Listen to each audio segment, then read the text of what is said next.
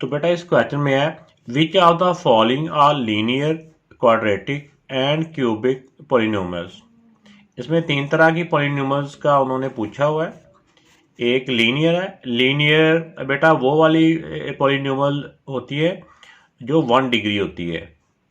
इस तरह ऐसी पॉलिनोमियल जो 2 डिग्री पॉलिनोमियल होती है उसको क्वाड्रेटिक पॉलिनोमियल बोलते हैं। और इसी तरह जो 3 डिग्री पॉलिनोमियल होती है उसको क्यूबिक पॉलिनोमियल बोलते हैं।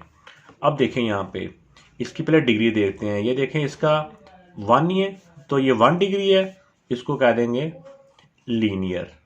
आगे चाहे आप पूरे स्पेलिंग के साथ लिख दें, मैंने एल लिख दिया लीनियर। इसी तरह दूसरे वाले में आ जाएं। इसमें देखिए इसकी 2 पावर है, इसकी 1 पावर है।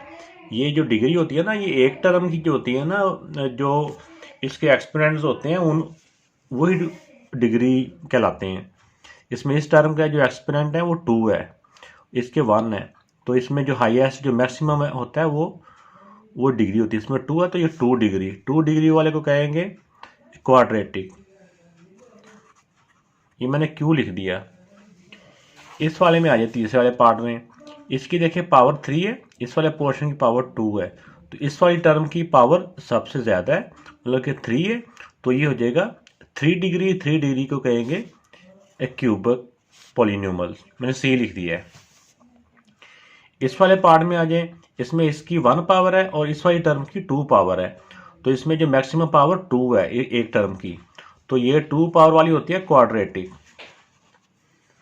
इस वाले में देखें कि इस टर्म की पावर 3 है और इस टर्म की पावर 1 है, तो किसी एक टर्म की जो मैक्सिमम पावर है वो 3 है, तो 3 पावर वाले को कहते हैं क्यूबिक।